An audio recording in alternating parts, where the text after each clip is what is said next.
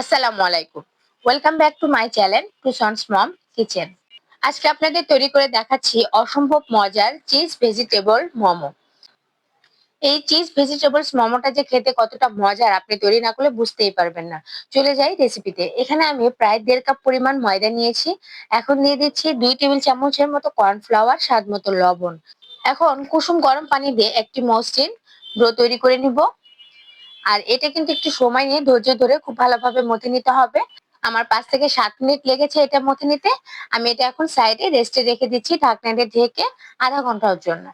আমি এখন মোমোর ভিতরে পুরটা রেডি করে নিব। এখানে চুলায় একটি প্যান বসিয়ে 2 টেবিল চামচের মতো তেল দিয়ে নিচ্ছি। এখন দিয়ে দিচ্ছি দুটো পেঁয়াজ কুচি, 3 থেকে 4টি কাঁচামরিচ, অথবা আপনাদের ঝাল অনুপাতে আপনারা কমিয়ে বাড়িয়ে নিতে পারেন। এখন এখানে দিয়ে দিচ্ছি গোটা জিরা হাফ চা চামচ, একটি তেজপাতা। হালকা কিছুক্ষণ এগুলো একটু ভেজে নিব, খুব বেশি ভাজার প্রয়োজন নেই। পেঁয়াজগুলো হালকা একটু নরম হয়ে আসলে এখানে আমি দিয়ে দিব কোয়াটা চা চামচ আদা বাটা, কোয়াটা চা চামচ রসুন বাটা, 1 চা চামচ পেঁয়াজ বাটা, স্বাদ মতো লবণ, 1 চা চামচ ধনিয়া গুঁড়া, হাফ চা চামচ জিরার গুঁড়া, হাফ চা চামচ লাল মরিচের গুঁড়া আর হাফ চা চামচ হলুদ গুঁড়া। সবকিছু খুব ভালোভাবে একটু মিশিয়ে নিচ্ছি।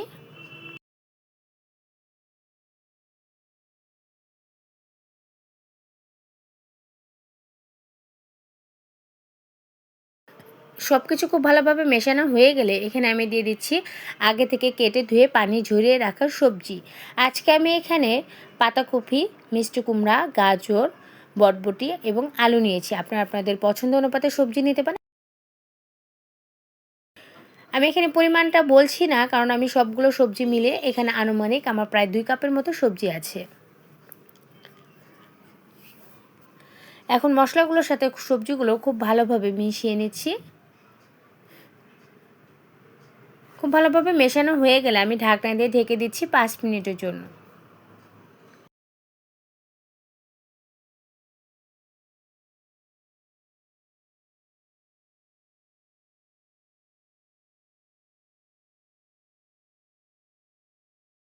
প্রায় 5 মিনিট পর ঢাকনাটা খুলে আমি আবারও একটু সব কিছু নেড়ে দিচ্ছি। এখন এখানে দিয়ে দিচ্ছি কোয়াটা চা চামচের মতো গরম মশলা গুঁড়া। আমি এই গুঁড়াটা হাতে বানিয়েছি। আমি এখানে সামান্য একটু গরম মশলা গুঁড়া দিয়ে দিচ্ছি, তাতে ফ্লেভারটা খুব ভালো আসবে। এখন এখানে দিয়ে দিচ্ছি একটি ডিম। আমি একটি ডিম ভেঙে এখানে দিয়ে দিলাম। এখন সব কিছু খুব ভালোভাবে মিশিয়ে নিচ্ছি। সবজিগুলোর সাথে ডিমটা খুব ভালোভাবে মিশিয়ে নিতে হবে।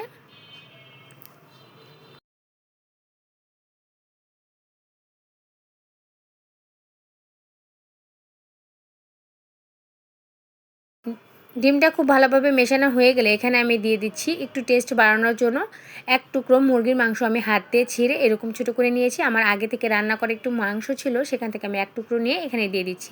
এটা আপনারা চাইলে স্কিপ করতে পারেন। আমার কাছে মনে হলো এরকম দিলে একটু টেস্টটা ভালো আসবে, আমি দিয়েছি। আপনাদের হাতের কাছে না থাকলে না দিলেও চলবে। এখন আমি এখানে দিয়ে দিচ্ছি সামান্য একটু বাটার। বাটারটা দিলে ফ্লেভারটা ভালো আসে। আপনারা চাইলে বাটারটা স্কিপ করতে পারেন, বাটার না দিলেও এটা হবে। আর চাইলে বাটারটা দিতে পারেন, বাটারটা দিলে টেস্টটা ভালো আসে। এখন বাটারটা দিয়ে আমি একটু খুব ভালোভাবে আবার মিশিয়ে নিচ্ছি যাতে বাটারটা গলে যায়।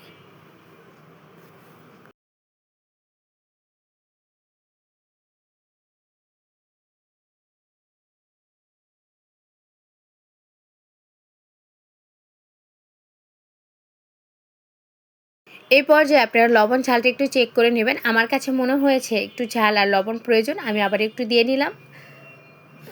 এখন আবার একটু সব কিছু মিশিয়ে নিচ্ছি। সবশেষে আমি এখানে ব্যবহার করছি 1 টেবিল চামচের মতো টমেটো সস। এখানে চেষ্টা করবেন অবশ্যই টমেটোর সসটা ব্যবহার করতে, তাহলে এটা টেস্টটা ভালো আসে। এখন টমেটোর সসটা দিয়ে খুব ভালোভাবে মিশিয়ে এটা নামিয়ে নিব। টমেটো সসটা দেওয়ার পর খুব বেশি এটা চুলার উপর রাখবেন না, তাহলে টেস্টটা নষ্ট হয়ে যায়। সর্বোচ্চ 1 মিনিটের মতো এটা একটু নেড়ে চেড়ে নামিয়ে ফেলবেন। আমার এটা হয়ে গেছে, আমি এটা এখন সাইডে রেখে দিচ্ছি।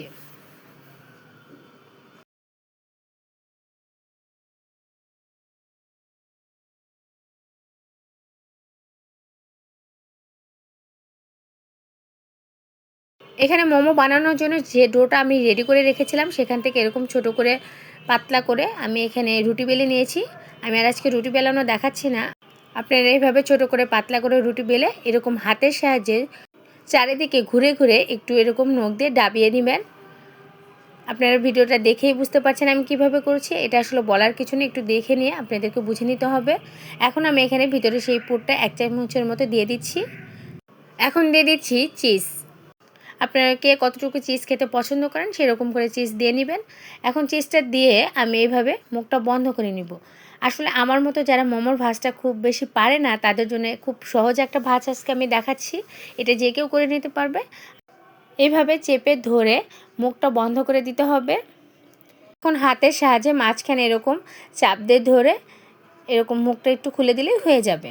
খুবই সহজ একটা ভাজ, যে কেউ এই ভাজটা করে নিতে পারবে এবং দেখতেও খুব একটা খারাপ লাগে না, দেখতে ভালোই হয়। যারা আমার মতো মোমোর ভাজ পারেন না তারা এইভাবে করে নিতে পারেন। আশা করি আপনাদের সহজ হবে। আপনাদের বোঝার সুবিধার জন্য আমি আরেকটি বানিয়ে আপনাদেরকে দেখাচ্ছি। এটা আসলে আপনাদেরকে দেখে বুঝে নিতে হবে।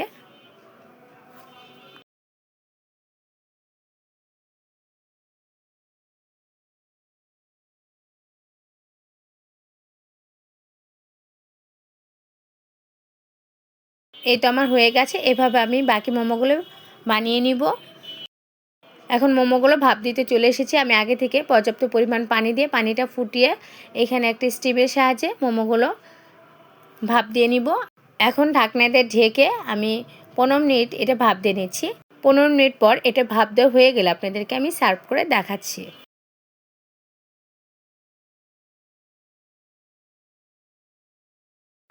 এই তো আমার তৈরি হয়ে গেল খুব সহজেই চিজ ভেজিটেবলস মোমো। গরম গরম খেতে এটা অসাধারণ লাগে। আপনারা অবশ্যই বাসায় একবার ট্রাই করবেন। এটা আমি আমার হাতের তৈরি ডিপিং সসের সাথে পরিবেশন করেছি।